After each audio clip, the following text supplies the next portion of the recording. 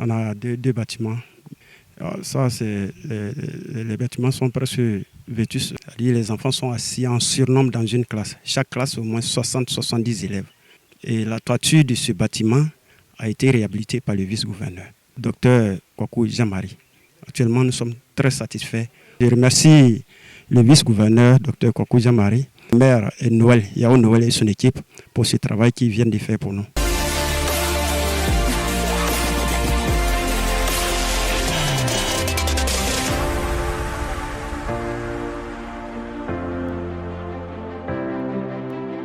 Nous avons été heureux ce jour donc de faire la visite du chantier de Kokrakro concernant l'unité de transformation de Djem-Djem. C'est vraiment des sentiments de joie et de reconnaissance. Parce que quand on parle donc de croissance, beaucoup de gens pensent que la croissance, c'est comme de l'argent entassé dans un sac où chaque Ivoirien ou chaque habitant de la Côte d'Ivoire se mettra en rang pour venir se servir. Le fruit de la croissance, c'est le bien-être, les actes en faveur du bien-être des populations. Et cette zone qui est une des zones productives de Djem-Djem a besoin non seulement d'accroître sa production, mais surtout d'avoir une plus-value sur sa production. Et effectivement, vous l'avez dit, ça a été quelque chose qui nous a tout le temps tenu à cœur et nous avons pu, à notre niveau, relayer donc ce besoin-là. Et c'est la raison pour laquelle je voudrais encore une fois dire merci au président de la République, au gouvernement de Côte d'Ivoire et au ministre d'État, le ministre Kobena Kwasi Adjumani, président du conseil régional du Gontougo. Parce que cette unité est l'œuvre donc du conseil régional. Non, cette unité, comme je l'ai dit, non seulement va accroître la production, parce que si nous pouvons transformer localement ce que nous produisons, ça va inciter donc les producteurs à faire davantage, à produire davantage. Parce que le gros problème qu'on a, c'est qu'est-ce qu'on fait de nos produits? Si on peut déjà absorber une bonne partie localement, c'est-à-dire une première transformation pour que s'en suivent donc d'autres transformations, alors on peut donc accroître. Et plus on accroît notre production et que ces produits sont transformés, mieux ça sera pour nous. Ça va être une valeur ajoutée et ça va permettre donc de régler le problème donc de pauvreté. Voilà. Et absorber aussi les jeunes, la main-d'œuvre, parce que ceux qui travaillent là doivent eux aussi bénéficier du fruit de leur labeur. Et les jeunes doivent être attirés par le travail de la terre. Et voici donc un travail qui va être offert donc aux jeunes de Kounfao. L'unité de transformation à Kounfao, quand nous vendons nos produits, c'est vraiment des autres. Ce n'est pas organisé. Et aujourd'hui, avec l'usine, je pense bien que la production va être vraiment dense. Et aussi, au niveau de la transformation aussi, ça va aider aussi les acteurs de la filière. Au niveau de la production, nous avons 42 000 tonnes en 2023-2024. Je dis merci au conseil régional, en particulier le ministre Adjumani, pour tout ce qu'il fait pour la filière Djem-Djem en Côte d'Ivoire. Un encouragement au niveau de la transformation, au niveau aussi de la valeur ajoutée, la création de l'emploi. Vraiment, je suis très heureux ce matin pour cette visite. Par rapport à la constitution qu'on a été informé, nous, on ne croyait pas. Mais aujourd'hui, cette chose faite, on est très heureux. Parce que ça fait partie de l'évolution du village. Et les jeunes aussi qui peuvent travailler, qui sont dévoués aussi, pourront avoir de quoi s'occuper de leur petite famille. Alors, les remerciements au vice-gouverneur, le vice-gouverneur et au conseil régional de Gontougo. En tout cas, nous leur disons merci d'avoir pensé à la commune de Kounfao.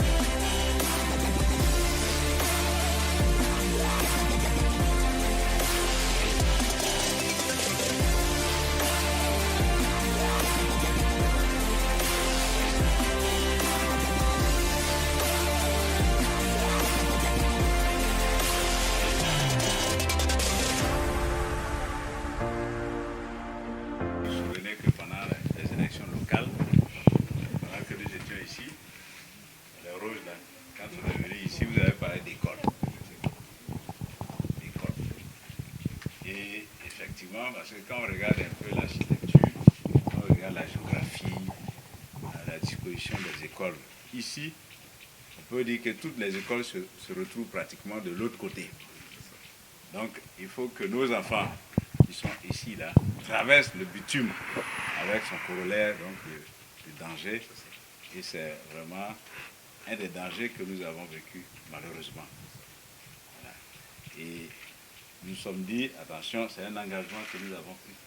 C'est pas, vous avez dit, il nous faut une école. Patientez, voilà, voici l'école là. Les choses sont allées vraiment vite. Et là, vraiment, l'école, on peut dire qu'elle est bien faite. Elle est bien faite. Si je regarde un peu, monsieur le maire, ce que nous avons visité jusque-là, on peut dire que c'est vraiment le number one. Le number one. Et c'est l'école offerte par le ministre d'État, Kobena Kwasi, Agumani. Voilà, parce que qui dit Agumani dit la puissance, qui dit Agumani dit les choses bien faites. Et vous me donnez l'occasion vraiment de lui dire merci. Parce que comme monsieur le maire l'a dit, nous étions à Bonoukou, il a dit, indiquez-moi, vous, Kounoufao, là, je vous donne deux projets, monsieur le maire. Une école et un centre de santé. Donc il a dit, bon, monsieur le gouverneur, vous voyez avec le corps préfectoral, vous voyez avec le maire et tout ça, pour nous indiquer l'endroit où on va construire. Donc, connaissant l'histoire, est-ce qu'on va chercher ailleurs? C'était vraiment, d'abord, pour ce que nous avons vécu. Deux, pour également la promesse que nous avons faite. Voilà, on peut dire ce qui a été promis, voilà, c'est réalisé. Ça fait en tout cas plus de 5 ans que le quartier est habité. Il n'y avait pas d'école. Et les enfants traversaient le goudron, la A3, pour aller en ville, à l'école. Et les parents sont obligés, chaque matin, d'accompagner les enfants et aller les chercher parce qu'ils avaient des difficultés pour traverser. Et que comme il n'y a pas de dos d'âne et les voitures roulent à vive allure jusqu'à ce qu'un drame survienne.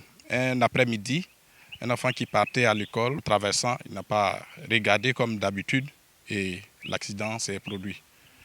Et à la suite, en tout cas, c'était la peur un peu avec les parents parce qu'ils avaient toujours peur que les enfants aillent à l'école et tout ça.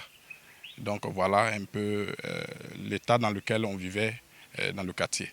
C'est un souffle de soulagement et de décrispation parce qu'on avait vraiment ça sur le cœur et à chaque fois que nous recevions certaines autorités, on leur faisait cette doléance-là. Voilà. Et nous avions vu le bâtiment sorti de terre dans le quartier, mais on ne savait pas qui était à l'origine.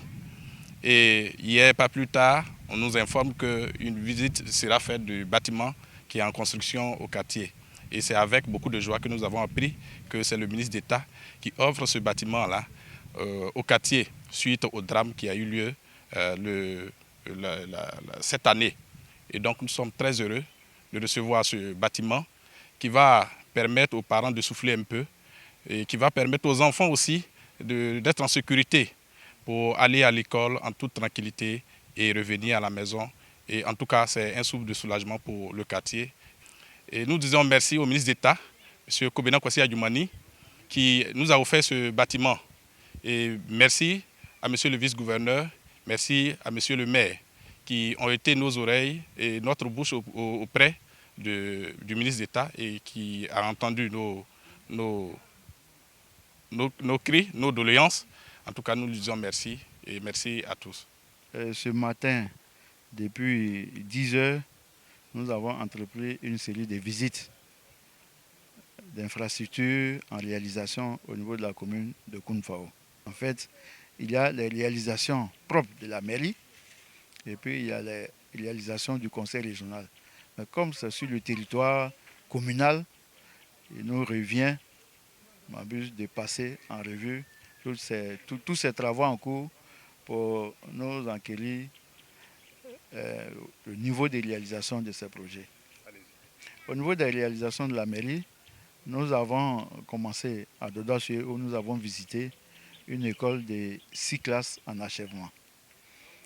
Normalement, si les choses se passent bien, la rentrée 2025-2026 va recevoir les élèves au niveau de cet établissement parce que les travaux sont presque achevés. Au niveau de Kolia également, nous venons de visiter une école de 6 classes qui est presque achevée, qui va accueillir ses premiers élèves au cours de la rentrée 2025-2026. Voici un peu pour ce qui concerne la mairie, où nous en sommes au niveau des travaux. Bien entendu, bon, il y en a qui vont être entamés d'ici peu courant de l'année 2025, concernant les projets que nous avons déjà enregistrés. Nous avons un projet de feu tricolore qui est presque fini. On va faire la mise en marche d'ici avant la rentrée scolaire. C'est entre autres un projet déjà prêt, réalisé par la mairie de Koun-Fao. Un maire visiter un chantier et puis constater que les travaux sont en voie d'achèvement, je ne peux que être satisfait. Et la population également, on l'a vu, l'accueil que nous avons reçu partout où nous sommes passés, ça veut dire que la population même est contente et attend effectivement ces réalisations qui étaient des besoins effectivement exprimés. Le vice-gouverneur, il a toujours été avec nous. Il nous accompagne dans tout ce que nous faisons. Ce matin, quand je lui ai fait part de la visite que nous voulons effectuer, il n'a pas hésité à se joindre à nous, ce qu'il a apprécié d'ailleurs. Et je pense que nous apprécions beaucoup le vice-gouverneur, sa proximité avec la mairie de Koun-Fao. Notre budget pour l'année en cours avoisine les 500 millions, dont près de 80% en investissement. Et on a beaucoup de projets en cours. On a une maison de l'infirmier à Angor-Rato que nous allons achever avant la fin de l'année. Il y a la clôture d'une école primaire à Bronso, à Koun-Fao même. Il est prévu la construction de 2 autres écoles, une au quartier Kwadiokro et une autre au quartier Extension. Mais surtout, le chantier qui nous tient à cœur actuellement, c'est l'extension du réseau d'eau. Nous avons un problème d'eau à Koun-Fao. Dieu merci, ça va être un vieux souvenir parce qu'il y a 3 forages qui vont être réalisés. À l'issue de cela, je pense que tous les quartiers seront servis et on va être, en même la mairie, de servir tous les quartiers. Je lance un appel aux populations. Aujourd'hui, tous les chantiers que nous faisons, c'est au bénéfice de la population. Et nous lançons un appel à la population pour nous aider à suivre tout ce que nous sommes en train de faire. Aujourd'hui, il y a un nouveau concept. On parle de modèle de développement local inclusif. L'administration territoriale réalise. Dans le suivi, il faut que la base soit intéressée. Il faut que la population s'intéresse à tout ce que la mairie réalise pour que ça dure, pour ne pas que ça reste des projets vains.